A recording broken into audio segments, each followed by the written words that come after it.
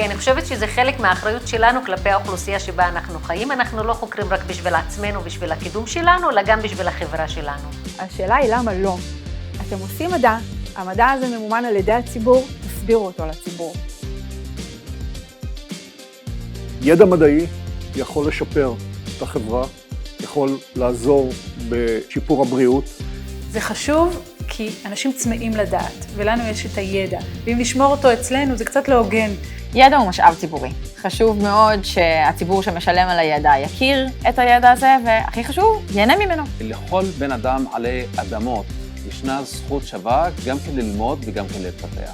Because the general public lives in a world that's increasingly dominated by science, so it's important for them to have some grasp of how science works. אני חושבת שידע מדעי הוא public domain, הוא רכוש הציבור, הוא נעשה בדרך כלל בכספי הציבור, ועל כן הוא רכוש הציבור, והציבור צריך להיות מסוגל להשתמש בו, וכדי להיות מסוגל להשתמש בו, הוא צריך קודם כל לדעת שהוא קיים.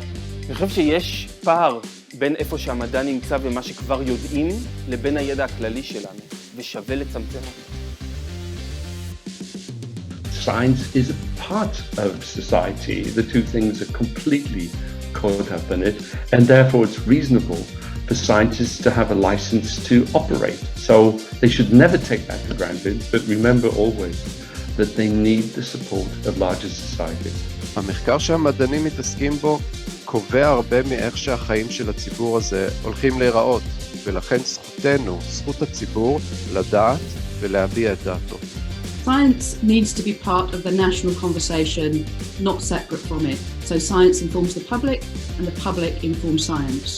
Scientists are the most trusted source of scientific information to the general public. Science is ultimately about reliable knowledge, and what makes it reliable is that people have talked about it and tested it and made sure that it fits with other knowledge that they have. So if scientists want information to be reliable and trusted within a broader community, they need to communicate with that community. We depend on the public for our support. We want them to trust us, and we do our work so that we can be useful. Because science is a huge part of our shared culture, and it plays a big role in shaping society of the future.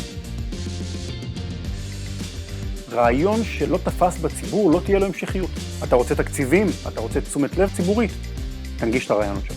אם אנחנו רוצים לרתום את הציבור להנחיות שאנחנו משחררים, אם אנחנו רוצים שישתפו איתנו פעולה, אנחנו חייבים להסביר מה אנחנו עושים ומה הרציונל מאחורי זה. כדאי לדבר עם הציבור, זה עושה טוב גם למדע.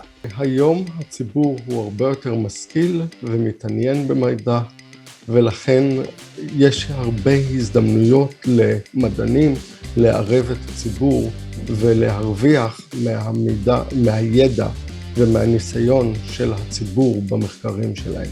כי אנחנו רוצים שגם הדור הבא של התלמידים שלנו יהפכו להיות מדענים ומהנדסים פורצי דרך בישראל. וכדי שזה יקרה, הם צריכים לחשוב שמדע הוא מרתק, הוא כיף, הוא מערב את כולם, הוא משהו שהם רוצים לעשות אותו. זה בסופו של דבר יגרום לזה שהמדע יהיה טוב יותר ורלוונטי יותר.